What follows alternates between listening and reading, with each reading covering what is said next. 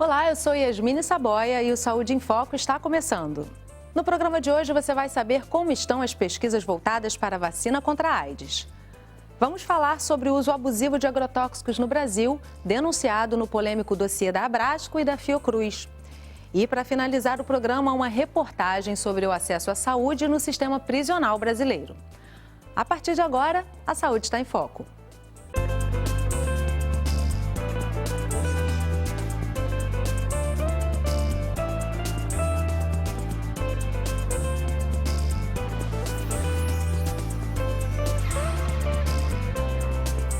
A expectativa é mundial. Várias pesquisas caminham para a descoberta da vacina contra a AIDS. Uma em especial chama a atenção da comunidade científica. Uma imagem analisada por milhares de pesquisadores e que ainda aguarda muitos mistérios que desafiam a comunidade científica. Desde a identificação do HIV, várias batalhas foram vencidas. A descoberta das vias de transmissão, a invenção do teste anti-HIV e a produção de medicamentos foram algumas das respostas dadas pela ciência. Mas a resposta mais esperada ainda está para acontecer: a produção de uma vacina. É um caminho longo e árduo. Vem sendo um desenvolvimento conjunto. Então, os cientistas estudam a imunidade do organismo humano contra o HIV e estudam também o desenvolvimento de compostos vacinais que, dentro do conhecimento que se tem, poderiam levar à proteção. Atualmente, a comunidade científica estuda dois grupos de pessoas que vivem com HIV. Aquelas que se expõem ao risco de contrair o vírus e não se infectam, e pessoas que contraíram HIV, mas não desenvolvem a doença. E é exatamente esse segundo grupo que vem direcionando os estudos realizados por uma das pesquisas mais promissoras da comunidade científica. A pesquisa, liderada pelo cientista americano David Watkins, com a participação de pesquisadores da Fundação Oswaldo Cruz, estuda casos de pessoas que contraíram HIV, mas nunca adoeceram. O foco é a célula TCD8, que recebeu o apelido de célula matadora, já que tem a capacidade de eliminar as células contaminadas pelo vírus HIV. O estudo inova no combate à doença porque, até o momento, a maior parte das pesquisas vem centrando esforços em produzir vacinas com a utilização de anticorpos. E neste caso, a pesquisa que está sendo realizada em macacos utiliza o vírus atenuado da febre amarela. A técnica foi patenteada pela Fiocruz em 2005. Cooperação internacional é algo que agiliza muito a pesquisa que nós fazemos. E, por outro lado, também nós somos colocados em contato com especialistas mundiais de extrema relevância. Então, isso traz um retorno incrível para a eficiência, para o conhecimento que é desenvolvido aqui no laboratório e na Fiocruz como um todo. As pesquisas para a produção de uma vacina contra a AIDS mobilizam pesquisadores de todo o planeta. Atualmente existem quase 40 estudos para o desenvolvimento de vacinas, mas a maioria ainda não saiu da primeira fase. E de acordo com a pesquisadora da Fiocruz, Valdileia Veloso, muitos deles não avançam e são abandonados pelos cientistas. Hoje a gente já tem alguns indícios, algum caminho que a gente sabe que pode começar a trilhar. Não existe ainda uma perspectiva de quando as pessoas que estão hoje infectadas vão poder se curar. A pesquisadora da Fiocruz considera tímida a participação do Brasil no cenário mundial que pesquisa uma vacina contra o HIV. A cientista ressalta que nos últimos 3 anos, os investimentos em pesquisas para a produção de uma vacina brasileira é quase zero. Hoje eu não vejo na liderança do programa de AIDS uma valorização da pesquisa. Então, eu acho que isso é muito ruim porque a pesquisa ela é a base do desenvolvimento dos povos. Se nós não investirmos em pesquisa, nós vamos ser simplesmente consumidores de tecnologias.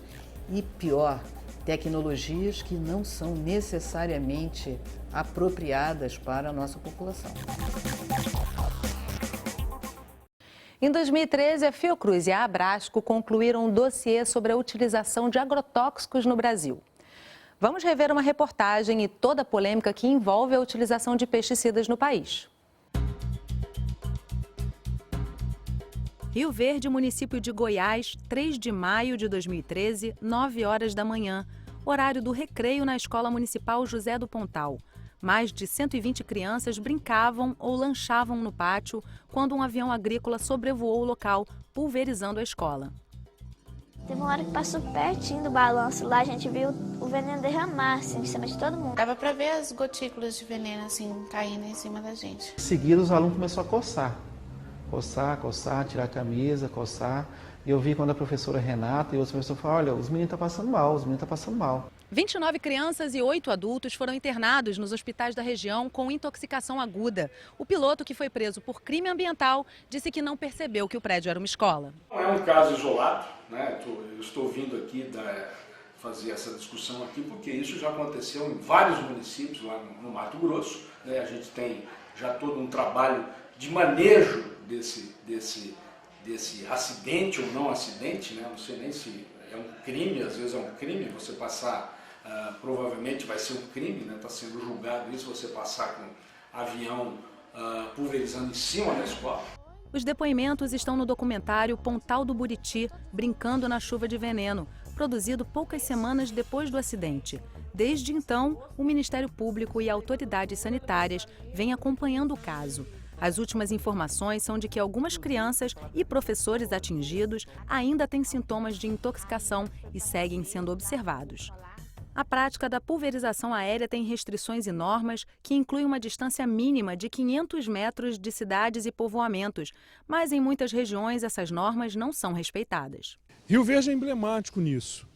E não é o único. Nós já tivemos vários exemplos e vamos continuar tendo outros exemplos de contaminação que prejudicam vários segmentos. Não só contaminam as pessoas e matam, que é uma situação extremamente grave, como também impede, né, aqueles que desejam produzir de forma orgânica ou de forma agroecológica de produzirem seus alimentos, porque essa deriva vai sempre contaminar aquelas plantações que às vezes estão a muitos quilômetros de distância.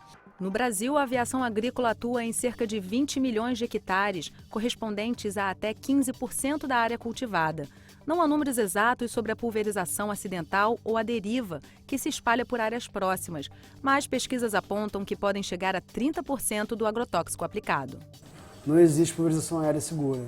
Não existe uso de agrotóxico seguro. O uso de agrotóxico é um mito dizer que ele pode ser seguro. Quando alguém comete um delito grave, perde o direito à liberdade. Mas o acesso à saúde e o direito à justiça devem continuar garantidos. Infelizmente, no Brasil, nem sempre isso vem acontecendo. A assistência em saúde para os presos já é prevista pela Lei de Execução Penal desde 1984 e reforçada pelo SUS junto com a Constituição Federal de 1988, que colocou a saúde integral como um direito de todos os cidadãos. No entanto, nem a lei nem o SUS foram suficientes para garantir esse direito e em 2003 foi criado o Plano Nacional de Saúde no Sistema Penitenciário. Há uma cultura mediana da sociedade e também das instituições de que esse sujeito ele não é portador de direitos, né? Então o plano ele reconhece que todo brasileiro, e hoje são em torno de 530 mil brasileiros que estão que estão privados de liberdade, eles têm direito a políticas públicas, que são afirmativas de direitos, entre as quais a saúde. As equipes previstas no plano devem ser compostas por médicos, enfermeiros, técnicos e auxiliares de enfermagem, entre outros profissionais. A ideia é atuar na prevenção e promoção de doenças e agravos, além da assistência. Nós conseguimos, nessa década, com que mais ou menos 30% da população hoje de apenados tivessem acesso a essas equipes que foram constituídas por dentro do plano, né, o que é absolutamente desejável, é bom, mas, por outro lado, permanece uma série de dificuldades que com o plano a gente não conseguiu superar. Entre as dificuldades, a principal é o financiamento, que antes era dividido entre o Ministério da Justiça e o Ministério da Saúde. Por uma recomendação dos órgãos de controle, o Ministério da Justiça, se não me engano, em 2010, suspende esse repasse e o ônus passa ao Ministério da Saúde, que não consegue recompor o valor integral. Então, a bem da verdade, hoje, essas equipes de saúde, elas têm um financiamento que não é adequado para bancar o conjunto dos custeios para manter aquela equipe. E na falta do acesso, seja pela ausência da equipe ou do serviço, esses presos ficam vulneráveis a inúmeras doenças. A tuberculose é uma das mais frequentes. Estima-se que a doença seja 25 vezes mais frequente na população prisional do que na população geral do país. E mais de 75% dos casos são adquiridos dentro das prisões. Por isso, o Plano Nacional prevê programas especiais de controle, mas que, segundo a pneumologista e doutora em saúde pública na área de saúde penitenciária, Alexandra Sanches, nunca conseguiu ser colocado em prática de forma eficiente. Tem tudo para realizar o exame admissional, mas o que a gente vê hoje é que essas estruturas, na maioria dos estados, elas estão sendo usadas para diagnóstico a partir da demanda do preso, o preso que procura, né? E não para o exame admissional sistemático, que foi o objetivo que ela foi criada, porque existe, na verdade, uma certa resistência, né, das administrações penitenciárias em implantar as ações. Em geral, há uma hierarquia. As questões de segurança se sobrepõem às questões de saúde. As recomendações de agentes de saúde são consideradas de modo secundário no processo decisório. Com o objetivo de garantir o direito à saúde de todas as pessoas do sistema prisional, está em fase de criação o projeto do Plano à Política, uma iniciativa da Fundação Oswaldo Cruz. Segundo Martinho Silva, um dos coordenadores do projeto, a intenção é acolher o desafio de preencher as principais lacunas que até hoje não conseguiram ser atendidas pela lei. O Ministério da Saúde precisa lidar com insalubridade e intersetorialidade junto com o Ministério da Saúde, com o Ministério da Justiça, garantindo que essa população possa, ao entrar no sistema prisional, não vir a adquirir mais problemas do que já tem. Quem é responsável pela saúde do preso? É quem? Hoje não é ninguém. É todo mundo e ninguém. Né? Então isso deixa a coisa muito frouxa. Isso impede que se tenha uma definição de política pública mesmo. Né? Qual é a política pública que a gente tem hoje? Né? Nenhuma. Os programas estão intramuros. Hoje a gente pode dizer tranquilamente que não se faz prevenção de doenças nas cadeias. O programa de hoje termina aqui. Eu espero você no próximo Saúde em Foco. Até lá!